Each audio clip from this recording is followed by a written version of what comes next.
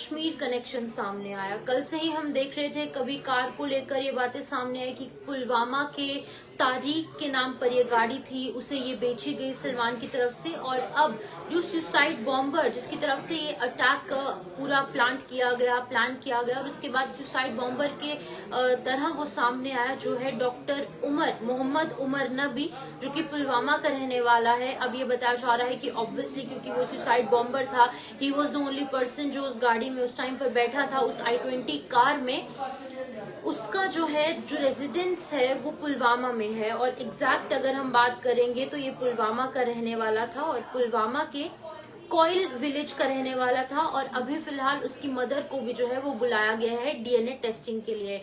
उसकी मदर और उसके 2 भाई हॉस्पिटल गए थे और हॉस्पिटल में उनकी DNA सैंपलिंग की गई है और ये कहा जा रहा है कि पुलिस की तरफ से उनसे पूछताछ भी की जाएगी।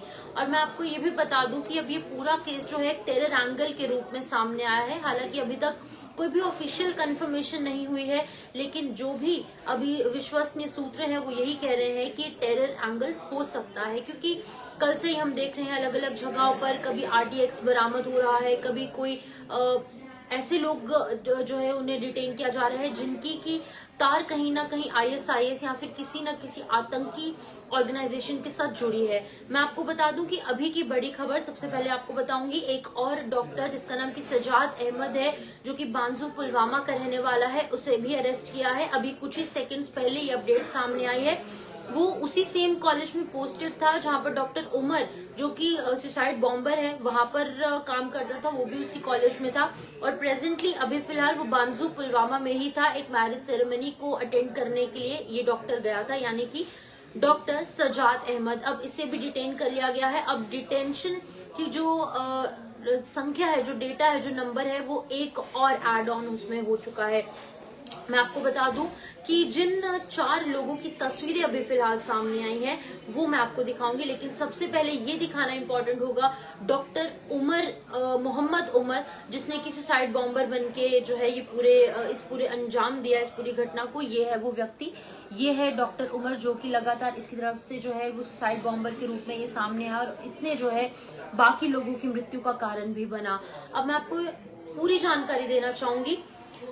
अरेस्टेशंस जो है वो सामने आई कश्मीर में, उत्तर प्रदेश में, हरियाणा में, गुजरात में, और रिवील हुआ कि फायर आर्म्स, एम्यूनिशंस, केमिकल्स और एक्सप्लोजिव मटेरियल जो है वो यहाँ पर बरामद हुआ।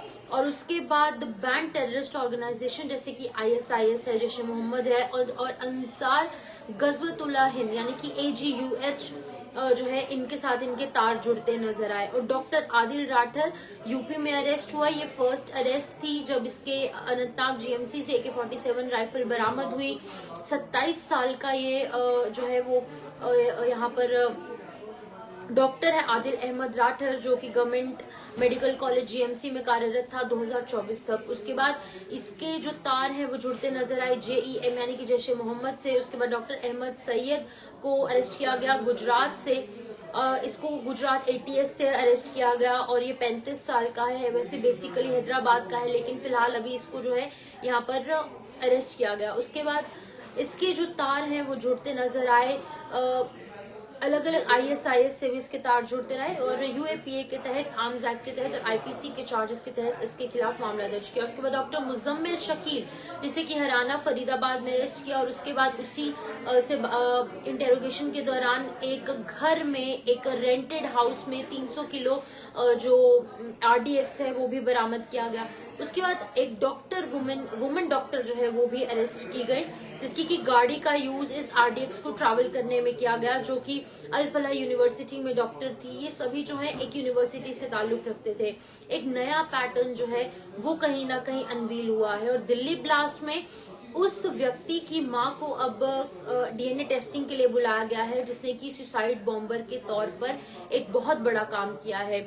एक ऑब्वियसली नेगेटिव है और ऑब्वियसली एक सुसाइड बॉम्बर जो है उसकी इतनी जान गई और अब 13 लोगों का नाम और सामने आया है जिनकी जान गई है, यानी कि कुल मिलाकर 13 डेथ्स जो हैं वो हो चुकी हैं।